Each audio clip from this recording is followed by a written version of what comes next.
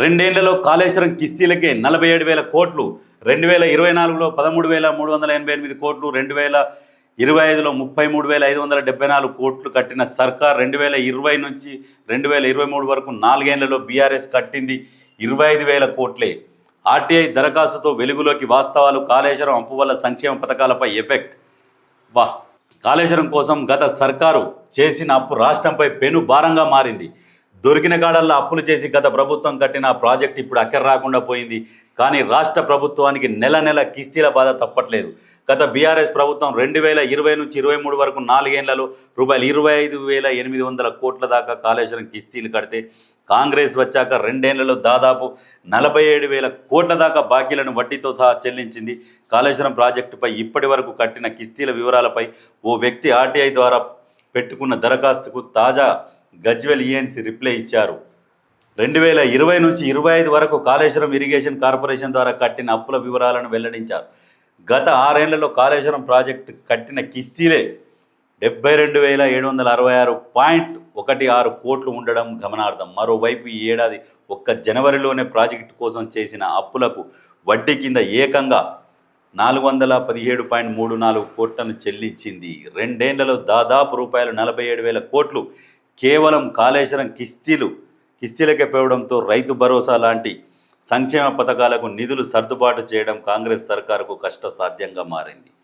ఇన్ని వేల కోట్లు, ఇక్కడ 47,000 కోట్లు ఆ పనికిరాని కాళేశ్వరానికి. కాళేశ్వరం లేకుండానే అధిక దిగుబడి సాధించినాం. ఇప్పుడు ఆయన చెప్తాడు ప్రతి జిల్లాకు కాళేశ్వరం నీళ్ళు అంటాడు. మరి ఏది కాళేశ్వరం లేకుండానే ఇప్పుడు అధిక దిగుబడి ఎట్లా వచ్చింది? అందుకనే ప్రజలని మభ్యపెట్టి ప్రజలని తప్పుదోవ పట్టించే పని చేస్తారు ఈ బీఆర్ఎస్ వాళ్ళు. కాళేశ్వరం అవసరమే లేదు, కాళేశ్వరం చుట్టూ వాళ్ళ భూములే ఉన్నాయి కాబట్టి దాన్ని చుట్టూ దిప్పుకొచ్చి కట్టిండు. ఉన్న నీళ్లు ఎటు ఎత్తులు పల్లాలు ఉంటే ఆ నీళ్ళు అట్లే పోతే మంచిగా ఉంటుంది. నా లిఫ్ట్ ఇరిగేషను, బాహుబలి పంపులు అవి ఇవని వాటి కరెంటు బిల్లుకే ఆడ వచ్చిన పంట అమ్మితే కూడా కరెంటు బిల్లుకి సరిపోవు. ఇంకా పైసలు కలిసి కట్టాలి, ఇంకా 3 వంతులు. అటువంటి ప్రాజెక్టు కట్టిండు, వింతైన ప్రాజెక్టు. దాన్ని మళ్ళీ ఈయన గొప్పగా చెప్పుకోబోతారు వీళ్ళు. అది ఎవరు కడతారో అప్పు?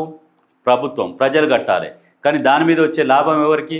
వాళ్ళ చుట్టూ ఉన్న వాళ్ళ భూములో ఆ భూస్వాములకు వాళ్ళకే వస్తుంది అన్నట్టు. ఇది వీళ్ళు చేసింది. చెరువుల అభివృద్ధి పనుల్లో వేగం పెంచాలి. 2వ విడత 14 చెరువుల అభివృద్ధికి ఏర్పాట్లు, మురుగునీటిని తొలగించాలని అధికారులకు ఆదేశాలు. హైడ్రా కమిషనర్ ఏవి రంగనాథ్. అయితే ఎఫ్టీఎల్లో మార్పులు ఉండవు. సున్నం చెరువు వద్ద ప్రభుత్వ భూమి ఉంటే వెనక్కు తీసుకుంటాం. హైడ్రా కమిషనర్ రంగనాథ్ స్పష్టీకరణ. అయితే ఎక్కడ